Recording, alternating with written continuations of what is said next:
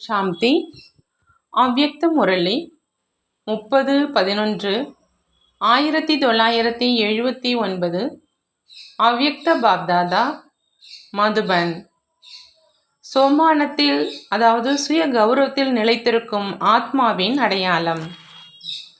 பாப்தாதா ஒவ்வொரு குழந்தையையும் பல கோடி மடங்கு பாக்கியம் நிறைந்த ஆத்மாவாக பார்க்கிறார்.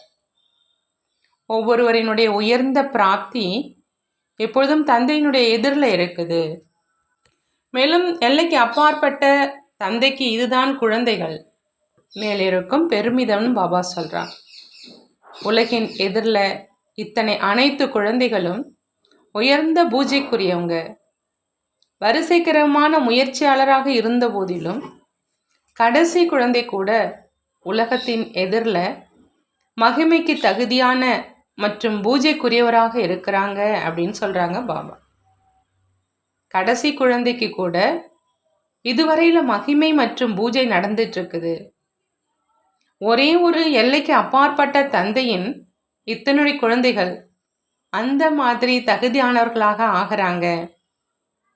அனைவரும் எவ்வளவு பல கோடி மடங்கு பாக்கியம் நிறைந்தவர்கள் என்று இப்போ யோசிச்சு பாருங்கிறாங்க பாபா.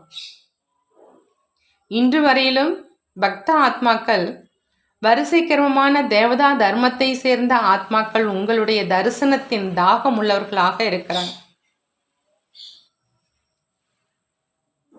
சைத்தன்யத்துல அந்த மாதிரி பாக்கியசாலியாக ஆகியிருக்கீங்க, அந்த மாதிரி தகுதியானவர்களாக ஆகியிருக்கீங்க. அதனால தான் இன்று வரையில் அவங்களுடைய தரிசனத்தின் தாகம் உள்ளவர்களாக இருக்கிறாங்க. ஆகினால பாப்தாதாவுக்கு 16,000 மாலையின் கடைசி மணி மேலும் பெருமிதம் இருக்குது.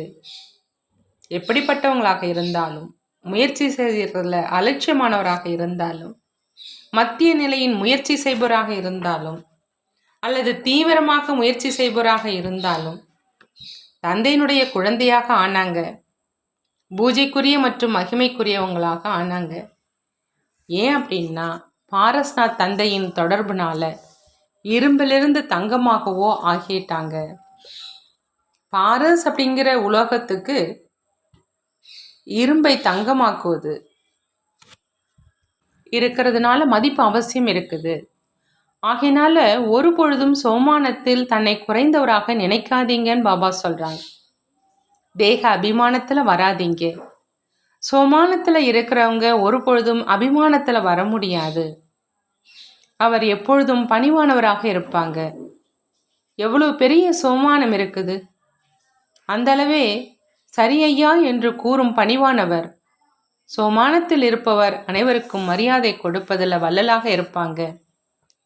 சிறியவங்க பெரியவங்க, ஞானி அஞ்ஞானி, மாயாவை வென்றவர் அல்லது மாயா வசமாகி இருப்பவர், குணம் நிறைந்தவர் அல்லது 1-2 அவகுணமும் இருக்குது. அதாவது குணம் நிறைந்தவர் ஆவதற்கான முயற்சி செய்பவராக இருந்தாலும் சோமானத்தில் இருப்பவர் அனைவருக்கும் மரியாதை கொடுக்கக்கூடிய வள்ளலாக இருப்பாங்க. அதாவது அவர் சுயம் சம்பன்னமாக இருக்கும் காரணத்தினால எப்பொழுதும் இரக்க மனமுடையவராக இருப்பாங்க. வள்ளல் மற்றும் இரக்க மனமுடையவங்க ஒருபொழுதும் எந்த விதமான ஆத்மா மேலும் என்ன அளவில் கூட அடக்குமுறையில் காட்டுவதில் வரமாட்டாங்க. இரக்கம் இருக்கும் அல்லது அடக்குமுறை இருக்கும். இது ஏன் இப்படி இருக்குது, அந்த மாதிரி செய்யக்கூடாது, அந்த மாதிரி நடக்கக்கூடாது, ஞானம் இதை கூறுதா என்ன என்ற இவை அனைத்தும் அடக்குமுறை செலுத்துவதனுடைய அம்சம்னு பாபா சொல்றாங்க. ஆகினால இரக்க மனமுடைய வள்ளல் சோமானத்தில் இருப்பவர் அனைவருக்கும் மரியாதை கொடுப்பாங்க. மரியாதை கொடுத்து மேலே தூக்கிடுவாங்க. ஒருவேளை ஏதாவது முயற்சியாளர் தன்னுடைய பலகீனம் காரணமாக அல்லது அலட்சியத்தின் காரணமாக கீழே விழுந்து விட்டால் கூட, அதாவது தன்னுடைய நிலையிலிருந்து கீழே வந்து விட்டால் கூட, நீங்கள் சோமானம் நிறைந்த புண்ணிய ஆத்மாவீங்க. புண்ணிய ஆத்மா செய்ய வேண்டிய வேலை விழுந்து இருப்பவரை தூக்கி விடுவது. புண்ணிய ஆத்மா செய்ய வேண்டிய வேலைன்னு பாபா சொல்றாங்க. விழுந்திருப்பவரை தூக்கி விடுவது, சகயோகியாக ஆக்குவதே அன்றி ஏன் விழுந்தாய், விழத்தான் வேண்டும். கர்மத்தினுடைய விளைவுகளை அனுபவிக்கிறாங்க, செஞ்சாங்க அப்படின்னா அவசியம் அடைவாங்க என்று சோமானம் உள்ளவர்களுடைய எண்ணத்தில் கூட யாருக்காகவும் அந்த மாதிரி எண்ணம் அல்லது வார்த்தை வெளியாக முடியாது. அந்த மாதிரி புண்ணிய ஆத்மா மற்றதின் வசமாகி இருப்பவரையும் சுதந்திரமானவர்களாக ஆக்குவாங்க. அடக்குமுறையினுடைய அம்சம் கூட இருக்காது. இவரைத்தான் சோமானத்தில் இருப்பவர் அப்படின்னு சொல்றது. அந்த மாதிரியானவருக்கு தேக அபிமானம் ஒருபொழுதும் வரவே முடியாது. பாப்தாதா ஒவ்வொரு குழந்தையையும் அந்த மாதிரி புண்ணிய ஆத்மாவின் பார்வையோடு பார்க்குறாங்க. நீங்களும் தந்தையை பின்பற்றி நடங்கன்னு சொல்கிறாங்க பாபா. மும்பையில் இருக்கிறவங்க தந்தையை பின்பற்றி நடப்பதில் திறமை நிறைந்தவங்க தான் இல்லையா? மும்பையே தந்தையினுடைய நகரம்தான். ஆகையினால சகார பாபாவுக்கும் மும்பையில் வருவது தான் அதிகமாக இருந்தது. சகாரத்தில் எத்தனை தடவை வந்திருந்தோமோ அந்த அளவு பலனை கிடைத்தது. ஆகையினால அந்த மாதிரியான இடத்துல இருக்கிறவங்களும் அந்த மாதிரி புண்ணிய ஆத்மா, அதாவது வேறு யாருடைய பாவத்தையும் மாற்றம் செய்திடுவாங்க. யாருடைய குறையையும் பார்க்காதீங்க, ஆனால் அதிசயத்தை பாருங்க. பிறகு அந்த குறையும் அதிசயத்தில் பரிவர்த்தனையாக ஆகிடும். புண்ணிய பூமியினுடைய நிவாசிகள் நீங்கள் அந்த மாதிரி மகான்கள் தான் இல்லையா அப்படின்னு கேட்குறாங்க பாபா. மும்பை நிவாசிகளோ நம்பர் 1 எவரடியாக இருப்பாங்க. எந்த நேரமும் விநாச ஜுவாலை சுடர்விட்டு எரியக்கூடும். அதற்கு முன்பு எவரடிதான் இல்லையான்னு கேட்குறாங்க. அந்த நேரமும் தயாராவதிலேயே ஈடுபட மாட்டீங்க. இப்போது இன்னும் சம்பன்னம் ஆகவில்லை என்று இதை யோசிக்க மாட்டீங்க இல்லையா? பிரஜையை இன்னும் உருவாக்கல என்று நினைக்க மாட்டீங்க இல்லையா? முன்பாகவே அனைத்திலும் சம்பன்னமாகணும். இயற்கையும் உங்களுக்காக தாசியாகி சேவை செய்வதற்காக காத்து கொண்டிருக்குது. தாசியோ அவசியம் எஜமானனுக்கு காத்து கொண்டிருப்பார் இல்லையா? ஆகையினால எப்பொழுதும் எஜமான தன்மையின் நிலையில் இருங்கிறாங்க பாபா. குமாரர்களுடன் குமார் மற்றும் பிரம்மகுமார். இல்லற வாழ்க்கையிலும் குமார் மற்றும் பிராமண வாழ்க்கையிலும் பிரம்மா குமார். குமார் மட்டும் இல்லை, ஆனால் பிரம்மா குமார். ஒருவேளை குமாராக மட்டும் இருந்தீங்க அப்படின்னா மாயா வரும். பிரம்மா குமாராக இருந்தீங்க அப்படின்னா மாயா ஓடிடும். எப்படி பிரம்மா ஆதி தேவாக இருக்கிறார், அதே மாதிரி பிரம்மா குமாரும் ஆதி ரத்னமாக இருப்பார். ஆதி தேவனுடைய குழந்தைகள் மாஸ்டர் ஆதி தேவர்கள். தன்னை ஆதி ரத்னம் அப்படின்னு நினைச்சிங்க அப்படின்னா தன்னுடைய வாழ்க்கையினுடைய மதிப்பை தெரிஞ்சுப்பீங்க. நீங்கள் அனைவரும் பிரபுவினுடைய ரத்தனங்கள், ஈஸ்வரனுடைய ரத்தனங்கள் ஆவீங்க அப்படின்னா உங்களுக்கு எவ்வளோ மதிப்பாகிடுச்சு. எப்பொழுதும் தன்னை ஆதி தேவனின் தந்தை மாஸ்டர் ஆதி தேவன் ஆதி ரத்னம் அப்படின்னு நினைச்சிங்க அப்படின்னா நீங்கள் என்ன காரியம் செஞ்சாலும் அது வீணானதாக இல்லாமல் பயனுள்ள சக்திசாலியானதாக இருக்கும். குமார் எந்தளவு சேவையிலேயே இருப்பாரோ அந்தளவு மாயாவை வென்றவராக இருப்பாங்க. தன்னை ஃப்ரீயாக, அதாவது ஒரு காரியமும் செய்யாதவராக வைக்காதீங்க அப்படிங்கிறாங்க பாபா. குமார் அனைத்து விதத்திலும் பந்தனமற்றவர், குடும்ப பொறுப்பிலிருந்தும் பந்தனமற்றவர், மேலும் மாயாவின் பந்தனங்களில் இருந்தும் விடுபட்டவர். எந்த ஒரு பந்தனத்துக்கும் அடிமையானவர் இல்லை. பந்தனமற்ற நிலையினுடைய அடையாளம் எப்பொழுதும் யோக சொரூபமானவர். யோக சொரூபமாக இருப்பவர் அவசியம் பந்தனமற்றவராக இருப்பாங்க. மனதனுடைய பந்தனமும் இல்லை, குடும்ப பொறுப்போ ஒரு விளையாட்டு. பந்தனம் என்ற முறையோடு அன்றி, ஆனால் வழிகாட்டுதலுடைய பிரகாரம் விளையாட்டு என்ற முறையோடு சிரித்து கொண்டே விளையாடினீங்க அப்படின்னா சின்ன சின்ன விஷயங்களில் களைப்படைய மாட்டீங்க. ஒருவேளை பந்தனம் அப்படின்னு நினச்சிங்க அப்படின்னா நொந்து போகிறீங்க. என்ன ஏன் என்ற கேள்வி எழுது. ஆனால் வழிகாட்டுதல் படி விளையாட்டை விளையாடி கொண்டிருக்கிறேன் என்று அப்படி நினைக்கிறதுனால களைப்பற்றவராக இருப்பீங்க. பொறுப்பு தந்தையினுடையது. நீங்கள் ஒரு கருவியாகத்தான் இருக்கீங்க. குமாரரோ இரட்டை பந்தனமற்றவர், எந்த வாளும் இல்லை. எப்பொழுதும் அதிர்ஷ்டம் நிறைந்தவராக இருக்கணும், பயப்படக்கூடாது. தன்னுடைய கையால் உணவை தயாரிப்பது மிக நல்லது. உணவை தனக்காகவும் மற்றும் தந்தைக்காகவும் மிகவும் அன்போடு தயாரிங்க. முதல்ல தந்தைக்கு உணவு பரிமாறுங்க. தன்னை தனியாக இருக்கிறேன் அப்படி நினைப்பதனால தான் களைப்படைஞ்சிடுறீங்க. நாங்கள் இருவராக இருக்கிறோம் அப்படின்னு எப்போதும் நினையுங்கன்னு சொல்கிறாங்க பாபா. மற்றவருக்காகவும் தயாரிக்கணும் அப்படின்னா விதிபூர்வமாக மிக அன்போடு தயாரிச்சிங்க அப்படின்னா மிக நன்றாக இருக்கும். குமாரர்கள் இடையில குரூப் இருக்கணும். எப்பொழுதாவது யாராவது நோயுற்றார் என்றால் அவங்கள கவனிப்பதற்கு ஒருவர் டியூட்டியில் இருக்கணும். ஒருவர் இன்னொருவருக்கு உதவி செய்வது சேவைதான் இல்லையா? அப்போ சேவை செய்யுங்க. ஒரு பொழுதும் வாளை வைத்து கொள்ள வேண்டும் என்ற எண்ணம் கூட வைத்து கொள்ளாதீங்க. அதாவது வாழ்க்கை துணைவி வைத்து கொள்ளணும் அப்படிங்கிற எண்ணம் கூட வச்சுக்காதீங்க. இல்லை அப்படின்னா வேதனை அடைஞ்சிடுவீங்க அப்படிங்கிறாங்க பாபா. வெளிப்படையாக தெரிய வர்றதே இல்லை. ஒருவேளை வாளை வைத்து விட்டீங்க அப்படின்னா கடினமாக ஆயிடும். இப்போ சுதந்திரமாக இருக்கீங்க, பின்பு பொறுப்பு அதிகரிச்சிடும். அனைவருமே தந்தையை வாழ்க்கை துணைவனாக ஆக்கினீங்கள் தான் இல்லையா? அப்படியானால் ஒரு துணைவனை விட்டுட்டு இன்னொருவரை ஆக்கப்படுமா அப்படின்னு கேட்குறாங்க பாபா. இதையே உலகத்தில் கூட நல்லதாக ஏற்றுக்கொள்ளப்படுவது இல்லை. எனவே குமார் ஒரு பொழுதும் தன்னை தனியாக இருக்கிறேன் அப்படின்னு நினைக்காதீங்க. ஒருவேளை தனியாக இருக்கிறேன் அப்படின்னு நினைச்சிங்க அப்படின்னா சோர்வடைஞ்சிருவீங்க. குமாரர்கள் ஜுவாலா ரூபமாகி ஜுவாலையை எரிய வச்சிங்க அப்படின்னா விரைவில் விநாசம் ஏற்பட்டுடும். யோக அக்னியை அந்த மாதிரி சுடர் விட்டு எரிய வச்சிங்க அப்படின்னா அது விநாச ஜுவாலையையும் சுடர்விட்டு எரிய வச்சிடும். ஒரு பொழுதும் ஏதாவது விஷயத்தில் இங்கே ஏன் மற்றும் என்ன அப்படின்னு கேட்பவர்களும் இல்லைதான் இல்லையா அப்படிங்கிறாங்க பாபா. யார் மாஸ்டர் திரிகால தரிசியாக இல்லையோ அவங்க தான் ஏதாவது விஷயத்தில் ஏன் மற்றும் என்ன என்று கேட்டுக்கொண்டிருப்பாங்க. யார் 3 காலங்களையும் தெரிஞ்சிருக்கிறாங்களோ அவங்க ஏன் மற்றும் என்ன என்று கேட்க மாட்டாங்க. ஏன் என்ன என்று கேட்பவர்களோ சிறிய குழந்தை. நீங்கள் அனைவரும் முதிர்ந்த நிலை வரை வந்தடைஞ்சிட்டீங்க இல்லையா? வானப்பிரஸ்த நிலையில் இருப்பதனால மாயா கிட்ட இருந்து விலகி இருப்பீங்க. எந்த அளவு லைன் கிளியராக, அதாவது தடையற்ற நிலையில் இருக்குமோ அந்த அளவு முயற்சி செய்வதனுடைய வேகம் அதிகமாக இருக்கும். அனைவருடைய லைன் கிளியராக இருக்குதா? குமாரர்களோ மிக அதிசய காரியம் செய்ய முடியும். நீங்கள் ஆன்மீக இளைஞர் குரூப் தான் இல்லையா? இன்றைய நாட்களில் இளைஞர்கள் அரசாங்கத்தை மாற்ற விரும்புகிறாங்க அப்படின்னா மாற்றிடுறாங்க. அவங்க செய்வது அழித்தல் மற்றும் நஷ்ட காரியம். மேலும் நீங்கள் உருவாக்கும் காரியம் செய்வீங்க. நீங்கள் விநாசம் செய்யக்கூடாது. நீங்கள் ஸ்தாபனை செய்கிறீங்க அப்படின்னா விநாசம் தானாகவே ஏற்பட்டுடும் அப்படிங்கிறாங்க பாபா.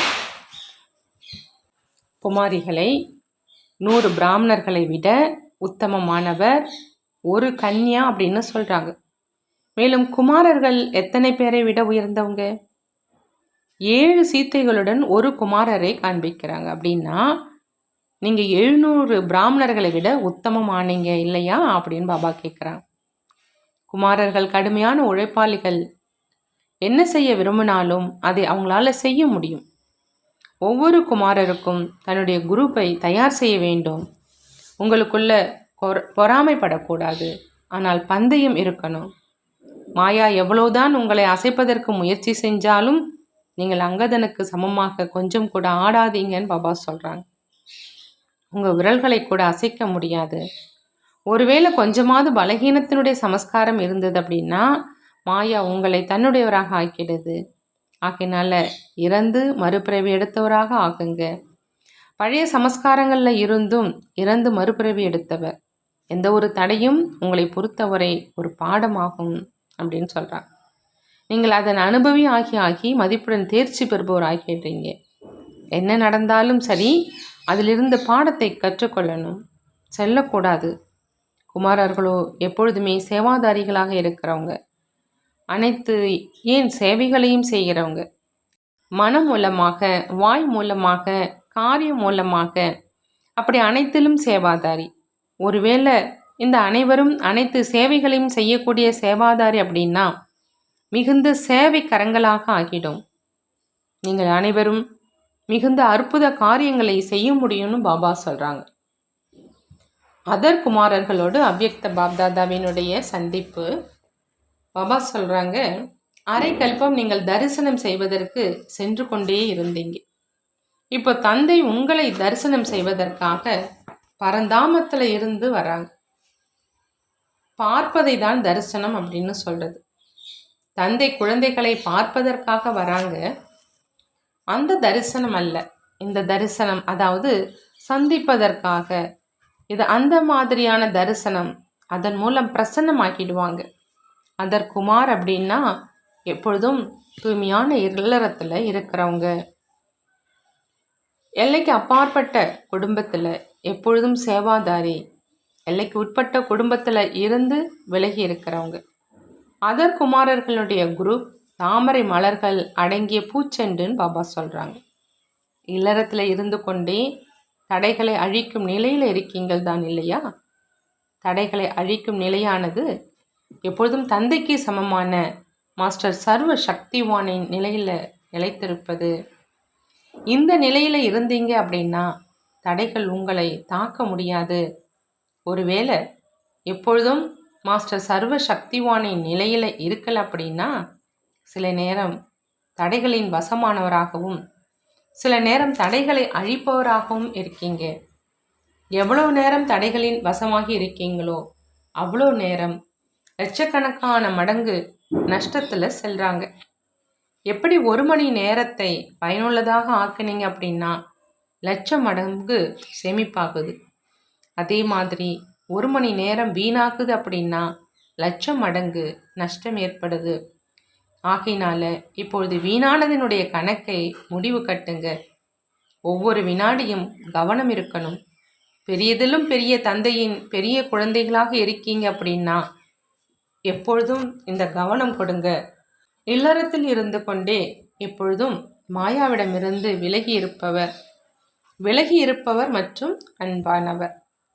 விலகி இருப்பவராக ஆகி பிறகு இல்லறத்தின் காரியத்தில் வந்தீங்க அப்படின்னா எப்பொழுதும் மாயாவை தாக்க முடியாதவராக, அதாவது விலகி இருப்பவராக இருப்பீங்கன்னு சொல்கிறாங்க பாபா. விலகி இருப்பவர் எப்பொழுதும் பிரபுக்கு பிடித்தமானவராக இருப்பாங்க. விலகி இருக்கும் நிலை அப்படின்னா ட்ரஸ்டியினுடைய நிலை. ட்ரஸ்டிக்கு எதன் மேலும் பற்றுதல் இருப்பது கிடையாது. ஏன்னா என்னுடையது என்பது இருப்பது இல்லை. அப்படி நீங்கள் அனைவரும் ட்ரஸ்டிகள் தான் இல்லையான்னு பாபா கேட்குறாங்க. குடும்பஸ்தன் என்று நினைச்சிங்க அப்படின்னா மாயா வரும். ட்ரஸ்டி அப்படின்னு நினைச்சிங்க அப்படின்னா மாயா ஓடிடும். என்னுடையது என்பதன் மூலம் மாயாவினுடைய ஜென்மம் ஏற்படுது. எப்பொழுது என்னுடையது என்ற நிலையே இல்லை அப்படின்னா மாயாவினுடைய ஜென்மமும் ஏற்படுறதில்லை. எப்படி சாக்கடையில் கிருமிகள் உற்பத்தி ஆகுது, அதே மாதிரி எப்பொழுது என்னுடையது என்பது வருதோ அப்போ மாயாவினுடைய ஜென்மம் ஏற்படுது. ஆகினால மாயாவை வென்றவராக ஆவதற்கான சுலபமான வழி எப்பொழுதும் தன்னை ட்ரஸ்டி என்று புரிந்து கொள்வது. இந்த விஷயத்தில் புத்திசாலிகள் தான் இல்லையா? பிரம்மா குமார் என்றால் ட்ரஸ்டி, பிரம்மா குமார் என்றால் பாபா சொல்கிறாங்க ட்ரஸ்டி அப்படின்னு. குடும்ப வாழ்க்கையில் இருந்தாலும் நீங்கள் பிரம்மா குமாரர்கள், இல்லற குமார் இல்லை. எப்பொழுது பிரம்மா குமாரரின் நினைவு இருக்குது அப்படின்னா குடும்பத்திலும் விலகி இருப்பவராக இருக்கிறாங்க. பிரம்மா குமாருக்கு பதிலாக வேறு எந்த உறவில் இருப்பவர் என்று புரிந்து கொண்டீங்க அப்படின்னா மாயா வரும். ஆகையினால தன்னுடைய ஆன்மீக குடும்ப பெயரை எப்பொழுதும் நினைவில் வைங்கிறாங்க பாபா. எப்படி குடும்ப வாழ்க்கையில் அனைத்து விஷயங்களினுடைய அனுபவியாக இருக்கீங்க, அதே மாதிரி மாஸ்டர் ஞானக்கடலாகி ஞானத்தின் ஆழத்திலும் அநேக அனுபவங்கள் என்ற ரத்தனங்களை பிராப்தி அடைந்து கொண்டே இருக்கீங்கள் தான் இல்லையா அப்படின்னு பாபா கேட்குறாங்க. எவ்வளவு கடலின் ஆழத்தில் செல்வீங்களோ அந்த அளவு என்ன கிடைக்குது? ரத்தனம்.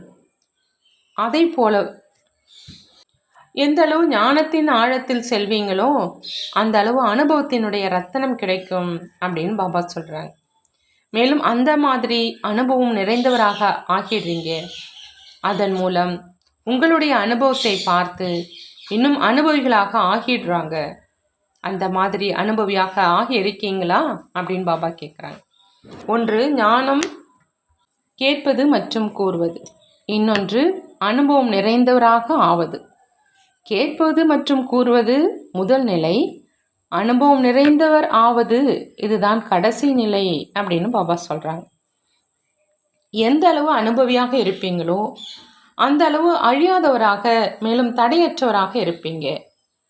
அனுபவங்களை அதிகரித்து கொண்டே செல்லுங்க அப்படிங்கிறாங்க பாபா. ஒவ்வொரு குணத்திலும் அனுபவம் நிறைந்தவர் ஆகுங்க. என்ன சொல்றீங்களோ அந்த அனுபவம் ஆகட்டும். அனைத்து பாண்டவர்களும் அனுபவம் நிறைந்தவர்கள் தான் இல்லையா அப்படின்னு பாபா கேட்குறாங்க. அனுபவியை யாராவது அசைக்க விரும்பினால் கூட அசைக்க முடியாது. அனுபவத்தினுடைய எதிரில் மாயாவின் எந்த விதமான முயற்சியும் வெற்றி அடைய முடியாதுன்னு பாபா சொல்கிறாங்க. மாயாவினுடைய தடைகளிலும் கூட இப்போ அனுபவியாக ஆகிட்டீங்க தான் இல்லையா? அனுபவி ஒரு பொழுதும் ஏமாற்ற அடைய மாட்டாங்க. அனுபவத்தினுடைய அஸ்திவாரம் மிக உறுதியாக இருக்கட்டும். எப்பொழுதும் முயற்சி செய்வதில் அதிவேகத்தில் சென்று கொண்டே இருங்க. சுத்தமான எண்ணத்தினுடைய கையிருப்பு இருக்குதுன்னா வீணானவை முடிவடைந்து விடும். யார் தினசரி ஞானம் கேட்குறாங்களோ அதிலிருந்து ஏதாவது விஷயத்தின் மேல் மனதால் சிந்தனை செய்து கொண்டே இருங்க. வீணான எண்ணம் ஓடுது அப்படின்னா சிந்தனை சக்தியின் குறைவு. சிந்தனை செய்வதற்கு கற்றுக்குங்க. ஒரே ஒரு வார்த்தையை எடுத்துக்கொண்டு அதனுடைய நுணுக்கத்தில் செல்லுங்க. தனக்கு தானே தினசரி ஏதாவது ஒரு தலைப்பை பற்றி யோசிப்பதற்கு நேரம் கொடுங்க. பிறகு வீணான எண்ணம் முடிவடைந்து விடும், லைன் மாறிடும். அதர்குமார் ஒருவேளை பிரம்மா குமாரராக ஆகலை அப்படின்னா முன்னேறி செல்ல முடியாதுன்னு பாபா சொல்கிறாங்க. தன்னை எப்பொழுதும் பல கோடி மடங்கு பாக்கியம் நிறைந்த ஆத்மா அப்படின்னு புரிந்து ஒவ்வொரு காரியமும் செஞ்சீங்க அப்படின்னா ஒவ்வொரு காரியமும் உயர்ந்ததாக இருக்கும். உங்கள் மூலமாக அநேகர்களுக்கு செய்தி கிடைத்து கொண்டே இருக்கும். நீங்கள் செய்தி கொடுப்பவர்கள். எங்கே சென்றாலும் யார் தொடர்பில் வந்தாலும் அவங்களுக்கு தந்தையினுடைய அறிமுகம் கொடுத்து கொண்டே இருங்க. விதை போட்டுக்கொண்டே செல்லுங்க. இத்தனை பேர்களுக்கு கூறினோம், ஆனால் 2-4 பேர்கள் தான் வந்தார்கள் அப்படியும் நினைக்காதீங்க. சில விதைகளினுடைய பலன் விரைவில் வெளியாகும். சில விதைகளினுடைய பலன் அந்த பருவ காலத்தில் வெளியாகும். பாபா சொல்கிறாங்க, இது அழியாத விதை, அவசியம் பலன் கொடுக்கும். ஆகையினால விதை போட்டுக்கொண்டே செல்லுங்க. அதாவது செய்தி கொடுத்து கொண்டே செல்லுங்க. எப்பொழுதும் நினைவு மற்றும் சேவையினுடைய சமநிலையை வைத்துக்கொண்டே ஆனந்தம் நிறைந்தவர்களாக ஆகுங்கன்னு பாபா சொல்கிறாங்க. நல்லது. வரதானம். மக்கள், அதாவது உங்களை விரும்பும் சபையினுடைய டிக்கெட்டு முன்பதிவு செய்யக்கூடிய ராஜ சிம்மாசனத்தின் அதிகாரி ஆகுக. பாபா சொல்கிறாங்க, எந்த ஒரு எண்ணத்தை அல்லது சிந்தனை செய்கிறீங்க அப்படின்னா முதல்ல இந்த சிந்தனை மற்றும் எண்ணம் தந்தைக்கு விருப்பமானதா அப்படின்னு சோதனை செய்ய சொல்கிறாங்க பாபா. எது தந்தைக்கு விருப்பமானதோ அது மக்களின் விருப்பமானதாக இயல்பாகவே ஆயிடும். ஒருவேளை ஏதாவது எண்ணத்தில் சுயநலம் இருக்குது அப்படின்னா மனதுக்கு விருப்பமானது அப்படின்னு சொல்வோம். மேலும் உலக நன்மைக்காக இருக்குது அப்படின்னா மக்களுக்கு விருப்பமானது மற்றும் பிரபுக்கு விருப்பமானதுன்னு சொல்வோம். மக்கள் விரும்பும் சபையின் உறுப்பினர் ஆவது அப்படின்னா சட்டம் மற்றும் ஒழுங்கின் ராஜ்ய அதிகாரம் மற்றும் ராஜ சிம்மாசனத்தை பிராப்தி செய்து விடுவது. ஸ்லோகன். பரமாத்மாவின் துணையை அனுபவம் செஞ்சீங்க அப்படின்னா அனைத்தையும் சுலபமாக அனுபவம் செய்து கொண்டே பாதுகாப்பாக இருப்பீங்க. பரமாத்மாவினுடைய துணையை அனுபவம் செஞ்சீங்க அப்படின்னா அனைத்தையும் சுலபமாக அனுபவம் செய்து கொண்டே பாதுகாப்பாக இருப்பீங்கன்னு சொல்கிறாங்க பாபா. நல்லது. ஓம் சாந்தி. நன்றி பாபா, நன்றி.